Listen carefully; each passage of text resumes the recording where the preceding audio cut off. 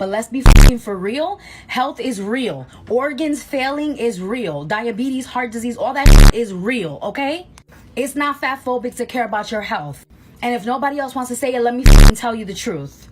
Love yourself at any size. Wear the clothes you want to wear. But don't forget that your heart has to beat, babes. Don't forget that your blood sugar has to keep a balance, babe. No amount of Instagram pictures looking cute and being an influencer wearing a size whatever you are is going to stop your heart from not beating if you eating bacon every day.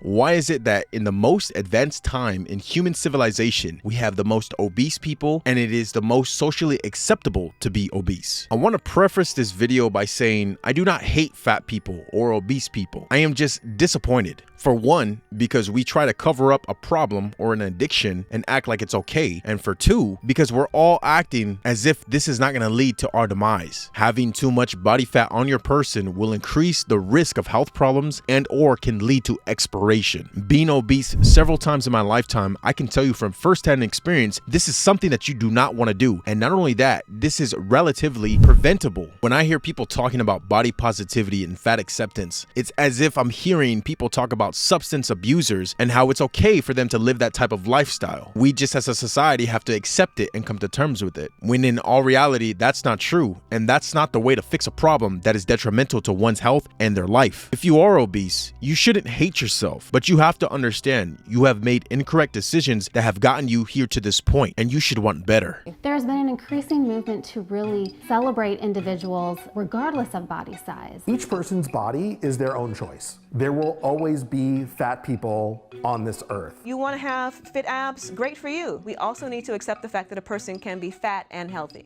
The nature of the body positive movement, these are positive things, but they can be pushed to an extreme that I think can be negative for people's health and for their overall well-being. The benefits of being fat. Being fat makes me easier to spot in crowds. Belly as a snack shelf. We're soft and cozy. People actively avoid sitting next to me on public transit. I'm invisible to men. I think it's very interesting that we don't have PSAs when it comes to food like we did back in the day when it came to smoking. Addictive stimulants and or substances always were at the forefront, but never food. I wonder why. Maybe it's because food isn't seen as something that can be addicting. Or maybe it's because these food companies are lining the pockets to make sure that this never happens. Because after all, the smoking industry was single-handedly destroyed overnight through these PSAs. Maybe food isn't seen as addictive because it's something that we have to do every day, or at least that's what we are led to believe. Not only that, but food is seen as a coping mechanism. It is something that people use to feel better about their stresses in day-to-day life. They find comfort from eating. And when you really think about it, every single social occasion that you've ever had since birth was centered around food and or drinking. Let that sink in for a bit. And for some reason, when it comes to social occasions, it's never the time to eat the most healthiest of foods. It's actually the time to splurge and eat the worst of foods and drink the worst of drinks that have a surplus in calories. Every single birthday that I've ever had was always centered around cake and pizza. And let's not forget Thanksgiving. Yes, you're having turkey, but on top of that, macaroni and cheese, stuffing, sweet potato, cranberry sauce, and the list goes on. Nothing but carbs and belly fat. Don't you know, Sheila? Now there's a whole new obesity drug for those of us who can't afford Ozempic and Mounjaro. I've controlled all my cravings to be thinner with Lizzo. It's Lizzo. FDA-approved Lizzo makes you feel good about your weight, and it costs 90% less than Ozempic. I've lowered my standards and my expectations. It's Lizzo. In case studies, 70% of patients on Lizzo no longer cared how much they weighed. I don't give two shits. It's Lizzo. Lizzo helps you eat everything you want and keep physical activity to a minimum. Whether you're obese or not, you have to be asking yourself, why is there this push in the last 2 to 3, 4, 5 years to make being obese socially acceptable? There's no such thing as being big boned or coming out the womb obese. Now, you can have some genetic predisposition to obesity in your family that is hereditary. However, your genes are not telling you to drink that soda and to eat those chips and that you need fast food on a weekly basis. All it is you may not feel as full as eating the same amount of food as somebody else. pounds. But that's when counting your calories comes into play. And don't even get me started on this thyroid thing, because that affects less than 5% of the entire population. So don't even start with that. What it really comes down to is self-control. Obesity occurs when a person eats more calories than their body burns. If one parent is obese, there is a 50% chance that his or her child will also be obese. However, when both parents are obese, their children have an 80% chance of being obese. That's exactly why it seems rigged from the start. If you have a grandparent or a parent who's obese, more than likely you will become obese in your lifetime. Because at the end of the day, as a child, you cannot dictate what your parent buys for you directly. Now, you can, but let's keep it a stack. If your parents are eating bad and eating fast food on a daily basis or a weekly basis, more than likely you're going to be a symptom of that as well. And this is where most people go with what they know. For their entire life, they've been eating this bad food, junk food, or high-calorie foods, not knowing that it was detrimental to them because they see their own parents and grandparents eating it. And all of a sudden, you got some guy on the internet telling you that you need to eat less and eat more healthy, and then you feel challenged because your entire way of living and what you know to be true about eating is being ripped from right under you. And that's how I felt exactly when I found out we're not supposed to be eating breakfast like that. We're not even supposed to be eating lunch. We're really only supposed to be eating 1 to 2 meals a day, if even that. But if you say something like that on the internet, it's considered extreme. But yet when you go to anthropology and you go back hundreds of thousands of years, our ancestors did not eat like we do today. Then you have to start realizing who's benefiting from us eating, because it sure as hell isn't us. We're just getting fat and sick from eating the foods that we eat, especially when it comes to genetically modified ones. But that's a story for a different day, because it really doesn't matter. If we choose to vote with our dollar and eat whole foods instead, those big food companies will be destroyed. And that is precisely why we need to eat better foods and maintain a healthy lifestyle so we are not controlled by these food corporations. But I can tell you right now, having fat acceptance is not going to make it any better, nor is it going to get us to this goal of having healthier lives, especially when you have social media influencers doing this type of behavior. What I eat in a day is a 26-year-old at Disney. Okay, so first place I went to is Cafe Daisy. I got this watermelon lemonade. Look at how gorgeous. It was so good, way better than I expected. Then I got the Daisy Dog. I'd have to rate this as 7 out of 10. It was nothing special, but it was good. It also came with some chips, which were okay. Oh my gosh, the best part was I got the cheesy pizza flop over. When they say cheesy, it was so cheesy. My cousin gave me a taste of his orange drink, and it was so good. Later on, I got thirsty again, so I got this raspberry lemonade. I give this a 9 out of 10. Then we headed over to Tiana's Palace, and I had the house bengay. Sadly, I would give this a 5 out of 10 because it had like no flavor. Okay, now for the best part, I got the house gumbo. It was actually so good. Rice was to die for. Shared a few bites of that with Alex, and then I also got myself a kid's meal. I got the ham and cheese sandwich. Actually a lot better than I expected. I give this an 8 out of 10. Also came with an apple juice and an orange. So I headed to Harbor Galley and I got these cookies. These are so worth it, you guys. So worth it. If you get anything, get these cookies. Cousin didn't want his applesauce, so I had another applesauce. I don't know why, but these actually really hit today. I drink so much water today. We gotta stay hydrated. It was a lot of walking. For dinner, I went to the Golden Horseshoe and I got some chicken tenders and some fries. I had ranch and barbecue, which was so amazing. Literally everything was so amazing. Okay, at the same place, I also had to try the funnel cake. I would give this a 6 out of 10. I've definitely had better funnel cakes, but it was definitely worth a try. Lastly, I went to the Tiki Juice Bar and I had the strawberry Dole Whip. 8 out of 10. So thanks for coming along, y'all. Bye. A lot of people might not care because they would say, well, that's her life. She can do what she wants at the end of the day. But what you don't understand is you're being complicit in her downfall. Reinforcing this type of behavior is not positive or beneficial in any sense. Sure, people have free will, but is it really free when you're going to be gone faster than everybody else off this planet? My name is Rebecca Poole, and I am a professor in the Department of Human Development and Family Studies at the University of Connecticut, where I am also the Deputy Director of the Rudd Center for Food Policy and Obesity. My research specifically focuses on stigma and discrimination experienced by both children and adults who have higher body weight and larger body sizes. And we look at the effects of these experiences on their emotional and physical health. And we know from many research studies that weight stigma contributes to psychological distress and poor physical health.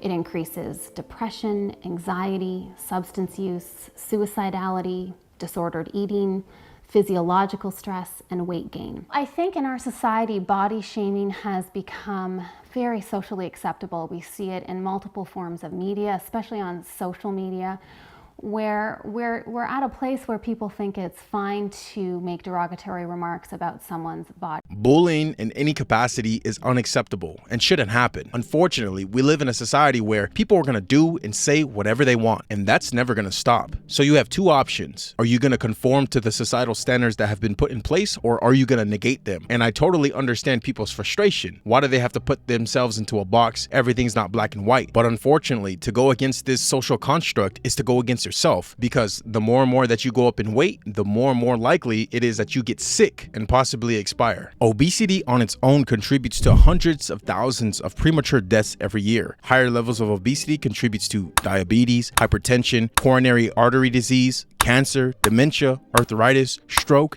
and the list goes on. Not only are you putting yourself at risk for these diseases, but the most important thing that nobody seems to care about is the fact that you will no longer exist on this planet. That's not worth eating McDonald's or eating chips and drinking soda on a daily basis. And I understand some people have genetic disposition to some of these diseases. I understand that. But at the exact same time, why will you exacerbate the situation by eating this junk food and put your life at risk? You're literally just making the situation worse. And that's the point that I want to drive home, is the fact that none of this is worth it. Eating all this food is not worth it just to be gone tomorrow, or just to be put on medication or have to be in the hospital because you don't know how to control your diet and you don't know how to eat right. You don't know how to live a productive lifestyle that's conducive to life in itself, because you will no longer exist if you continue to eat this bad food. And somebody needs to tell you. There's been an increasing movement to really celebrate individuals regardless of body size, and to really stop shaming individuals who don't conform to very stringent ideals of physical attractiveness, especially for women for whom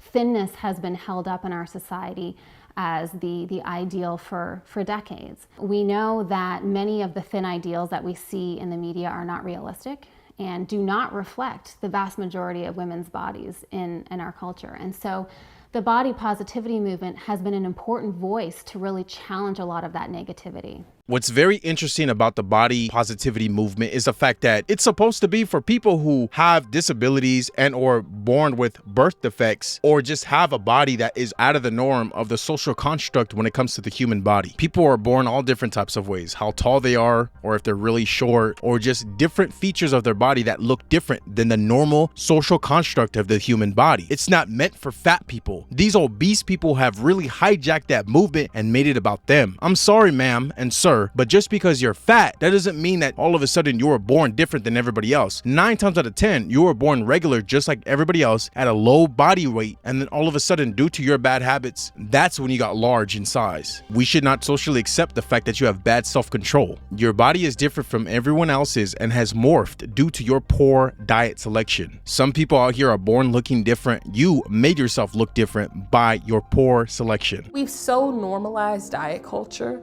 that we think it's liking ourselves to want to be on a diet, to want to like fundamentally change the way that our bodies look. Being on a diet and nutrition are like very different things, because everybody should care about the fuel that they put into their bodies. Like that's not really up for debate. To say that people are just eating too many calories is so simplistic. There are so many people who've attempted dieting who, once they're done, their body has gained weight, and probably more from when they started.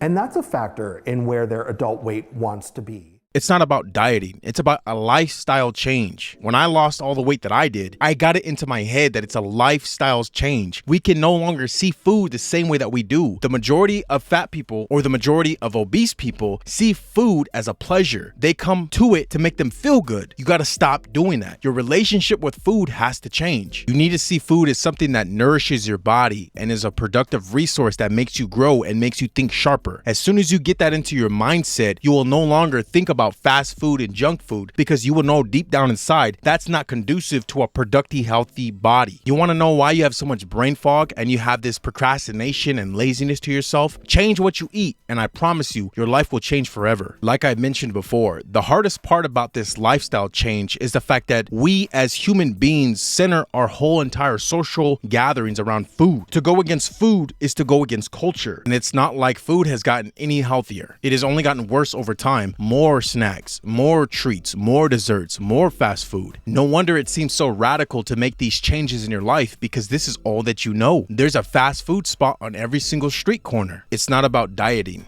It's about a lifestyle change. You need to drill that into your head. It's not about dieting. It's about a lifestyle change. You identify now as an athlete. You identify now as somebody who's healthy, somebody who takes care of themselves, someone who replenishes their body with what the body needs. You don't need that sugar. You don't need all those carbs. You don't need all that junk food. You need things that are going to help benefit your body so that you can live a healthy, productive lifestyle. This idea of getting pleasure from eating needs to go away. You should not get comfort from eating food. The most important thing is to stay hydrated. I don't know how many times I've felt hungry, and after I drank a glass of water, maybe 16 ounces, 32 ounces of water, and all of a sudden I feel full. I am no longer hungry. Most of the time your body is lying to you, thinking that you're hungry, when in all reality you're just thirsty and probably dehydrated. From my experience, aim for a gallon of water a day. It may seem impossible if you live a sedentary lifestyle, but if you live an active lifestyle, you will realize it's not hard at all. Besides drinking water, one of the most main important things that you have to take into consideration is counting your calories. This seems impossible, seems hard, because we do not have a culture in America that makes us do this, but you need to count your calories. You need to understand what's going into your body and how much of that thing is going into your body. You will be better for it because then it'll be easier to lose weight, it'll be easier to maintain your weight, and also easier to gain weight if that's what you choose. Get a food scale and get measuring cups, and that will save your life every single time. Obviously, if you're on vacation or if you're at a restaurant, you can splurge. You can have those days where you don't count your calories, but the majority of the time, 80 to 90% of your time, you need to be counting your calories. There are many apps out there, or you could just use Google and it will tell you how much calories are in a specific food. So there really is no excuse. The next important thing is to incorporate daily exercise into your routine. And before you say you don't have time, trust me, I know personally that you have enough time. I had a full-time job and I also went to college full-time while still working out and eating right. You have to get into the mindset that this is a lifestyle change. Your whole life is going to be centered around eating right and working out. That seems impossible to you right now because you don't live that life. So you wouldn't know. You wouldn't make sacrifices in order to work out, in order to eat the right thing. Right now, you're so invested into pleasure land where you always want free time. You want free time to sit down. You want free time to eat snacks and watch Netflix. No, you do not live that life no more. One of the things that I lacked on even to this day is sleep. Sleep is one of the most beneficial things that you can do for your body besides eating and working out. Your body really needs that 8 hours in order to replenish itself and to repair. Literally, the difference from waking up on the right side of the bed or the wrong side of the bed comes down to how you slept that night. And trust me, sleep has everything to do with mental fortitude. How strong you think you are or how willing you are in a day comes down to the way that you slept last night. And that may not always be the case, but for the most of the time, from my experience, it is. Sometimes you wake up and you already know it's going to be a bad day or you're going to have a slow start. And that's based on the quality of sleep that you got. Now, this one should be pretty obvious, but I have to restate it. The fact that you need to stay away from processed foods, sugary foods, even sugary drinks. I'm sorry, but you do not need Powerade or Gatorade in your diet. I don't care if you went to the gym